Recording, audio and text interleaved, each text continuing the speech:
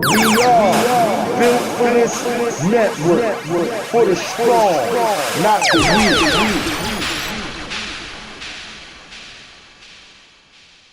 Until the killing of black men, black mothers' sons, becomes as important to the rest of the country as the killing of a white mother's son.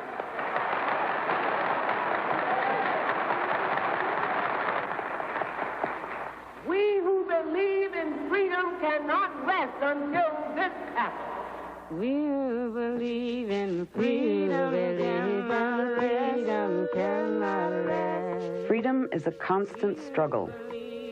Many who participated in the civil rights movement of the 1960s took part alongside a woman named Ella Baker. Ella Baker's life is intertwined with the history of that movement. In the decades of the 1930s, 40s, 50s, and 60s, she worked with all of the well-known leaders. But mainly, she worked with unknown people.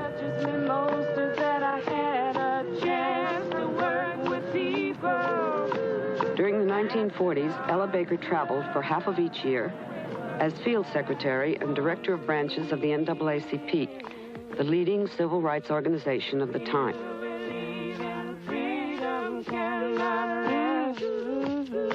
Ella Baker's task was to stimulate local campaigns and help build membership.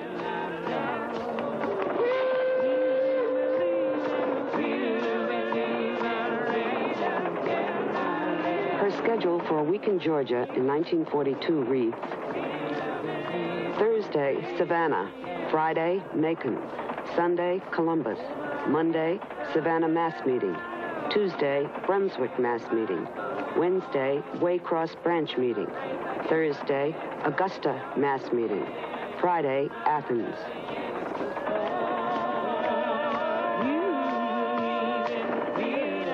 She resigned from the staff of the NAACP in 1946 because she felt the organization was too bureaucratic. But she remained active in the NAACP and later became education director and president of its New York branch. Ella Baker was my immediate predecessor, and I succeeded her in September of 1946. When she resigned, she was greatly loved by the rank and file, the people in the boondocks, especially in the South. She obviously had some real reasons for quitting, but she never expressed them publicly to the rank and file. My ego wasn't at stake at any point, and I had found a greater sense of importance by being a part of those who were growing. Guard my feet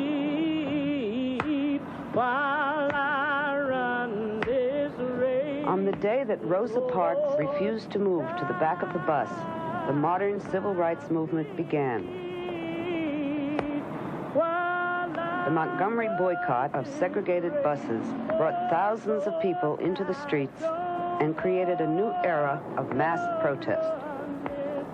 The young minister, Reverend Martin Luther King Jr., was elected president of the Montgomery Improvement Association. When the boycott ended in victory, King and other ministers formed a South-wide organization, the Southern Christian Leadership Conference. Dr. Martin Luther King Jr. and I had decided that we would make out of the Montgomery Improvement Association a South-wide organization. And we chose Ella Baker to serve as the first director. There was a loose confederation of movements all across the South, for which Ella served as the liaison person coordinating it with the Home Office in Atlanta. It was a Herculean task. This was before the day of women's liberation, and here was Ella, a veteran civil rights activist, female, with the task of coordinating the activities of a group made up predominantly of preachers. When I came some years later to be the executive for SCLC, I had the same difficulties. To have a woman to organize a church is difficult, but it is far more difficult and especially we're talking 20 years ago, it's far more difficult if that woman is not ministry, or in fact is not only not ministry, but does not show a real affirmation to to the church. I was difficult. I wasn't an easy pushover, because I could talk back a lot. Not only could, but did. And so that was frustrating to those who had never had certain kinds of experiences. It's a strange thing that men who were supposed to be men around town, if they hadn't ever had a woman who knew how to say no and no on certain terms, they didn't know what to do sometimes. And especially if you could talk, you know, if you talk loud and had a voice like mine, see, you could hear me a mile sometimes if necessary. I was in Atlanta when the sit-ins started, when the kids began to sit in and sat and took it. None of us who were older, who had a streak of humanity, could fail to find some way of identifying with it. We knew it should take place. And my generation didn't have the nerve to do it, maybe. But they did. Move it along. Come on, boys. They acted as if they believed that this was their right. And they didn't, I mean, they weren't asking for any favors in the sense of, won't you please? All right, start loading up. Jailings of hundreds of the protesting students shocked the nation. Ella Baker wrote that the sit-ins meant more than the right to eat a hamburger. They were a signal to the nation that young people were determined to end discrimination. Ms. Baker, as the executive director of the Southern Christian Leadership Conference, was the main organizer of the Easter Weekend Conference in 1960 that led to the formation of the Student Nonviolent Coordinating Committee. I mean, she sent out the appeal to various student groups. I had always assumed that my role was to facilitate, which did not involve leadership. I didn't have the need for being considered a leader. And I think that got over to them in the original meeting, because they knew that the meeting came into being because I did it. And so they began to have that kind of confidence. And so they felt they could trust me to maybe further the matter of their independence. And helped us resist pressure from the NAACP, who wanted us to become NAACP youth chapters at the various colleges where there were sit-in groups, from CORE, who wanted us to become CORE chapters at the various places where all these student sit-in groups were located, and from SCLC, who wanted us to become a youth wing of SCLC. The ministers from the Southern Christian Leadership Conference and some others, they felt sort of left out. They were more concerned about how they could literally attach the young to them, you know. They didn't want to lose them because this was something new. This was vitality, I suppose. She insisted that we had something special that was special to us, and she impressed upon us the necessity to keep this special thing separate. Ella Baker resigned from SCLC in 1960 to work with the protesting students.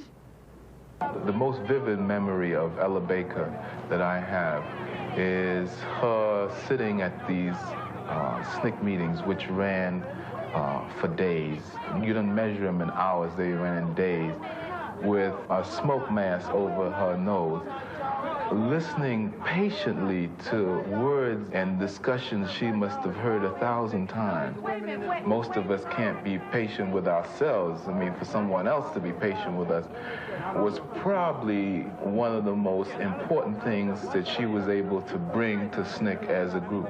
Miss Baker knew who she was. She knew her role. She knew and understood the work and our mission, and she knew what she was doing. And somehow, when this cadre of folk got put together, being almost all male, that she saw herself being not respected for the executive role that she could play, for the programmatic role that she could play. To be accepted at that time among a bunch of preachers who were never used to any women in their inner councils.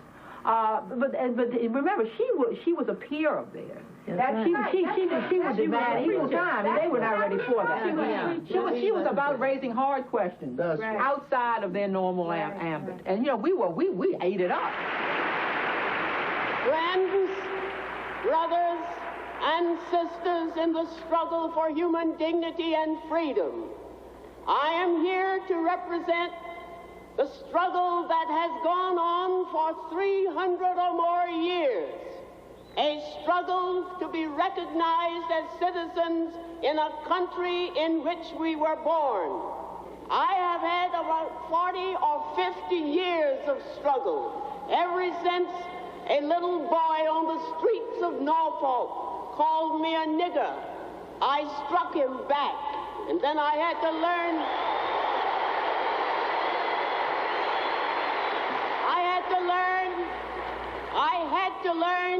that hitting back with my fist one individual was not enough. It takes organization. It takes dedication. It takes the willingness to stand by and do what has to be done when it has to be done.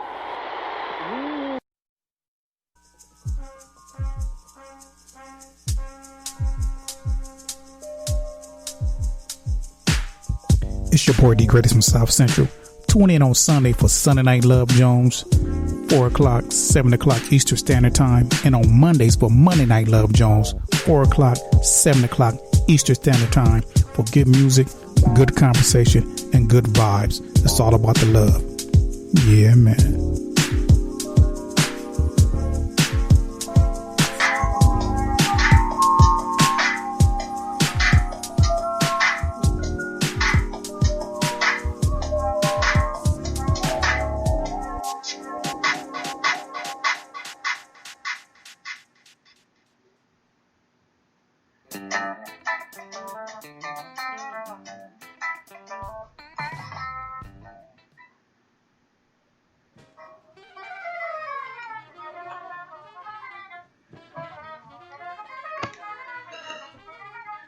Good afternoon, good afternoon, good afternoon, good evening, good morning, good night. Whatever time it is where you are, hello, greetings, and salutations. It's your man HRap coming at you live and direct as I do every Saturday from Late Rent Loud Music Studios. This is a podcast called Build and Destroy, published by Built for This Network. The purpose of the podcast is to build the community with information and destroy all the lies and propaganda that surrounds our community that helps hold us down at some point. I will again like to thank you for tuning in. I'm sure there are 1,000,001 things you could be doing, but you chose to listen to my podcast at some point in your week, day, month, or year. So I thank you and big ups to you.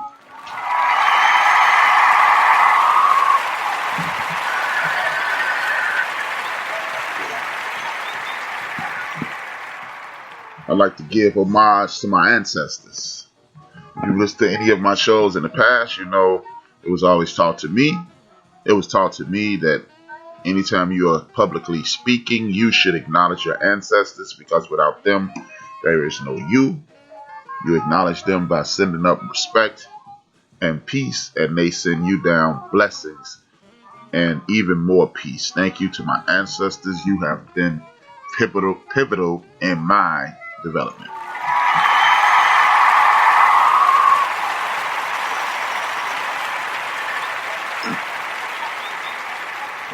Without further ado, allow me to move forward. With the show. It's been an interesting week, and I want to start the show off with something positive by acknowledging our sister Ella Baker. Big ups to our ancestor Ella Baker. That was the person at the top of the show.